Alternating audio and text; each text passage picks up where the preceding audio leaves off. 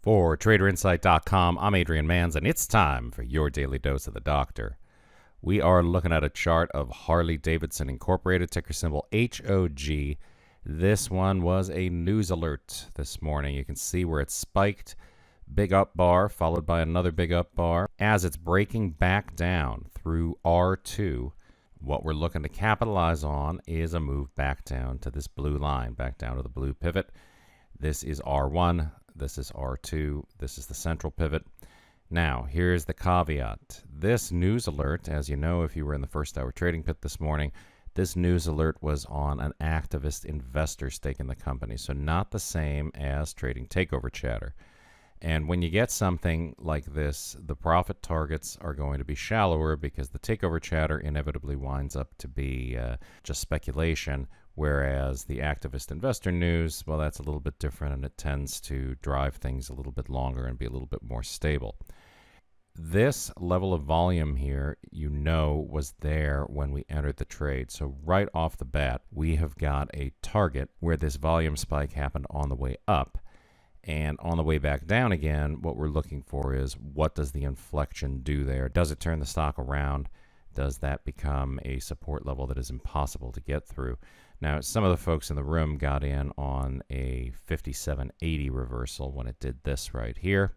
That was, of course, a much better entry, but sort of the textbook entry is to wait for it to come down to the pivot line, enter on a violation of the pivot line, and then target the next pivot line, which would be this blue line down below.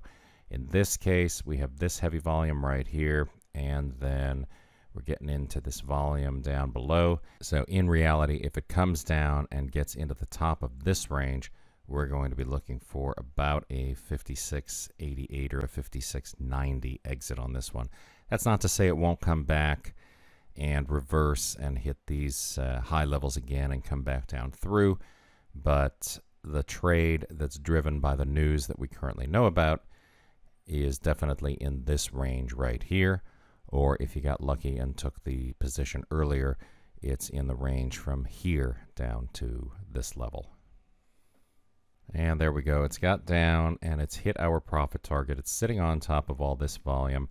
And the most likely scenario here is going to be a bounce, as we're not really seeing any kind of additional news. That's not to say that we won't have an additional consolidation at or around the R2 pivot line.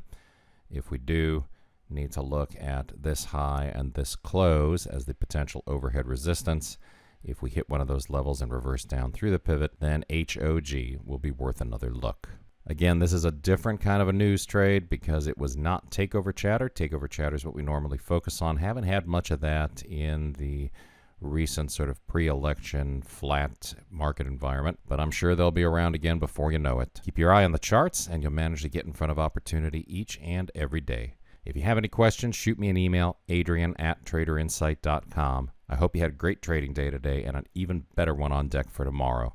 The best trader education anywhere, only from TraderInsight.com.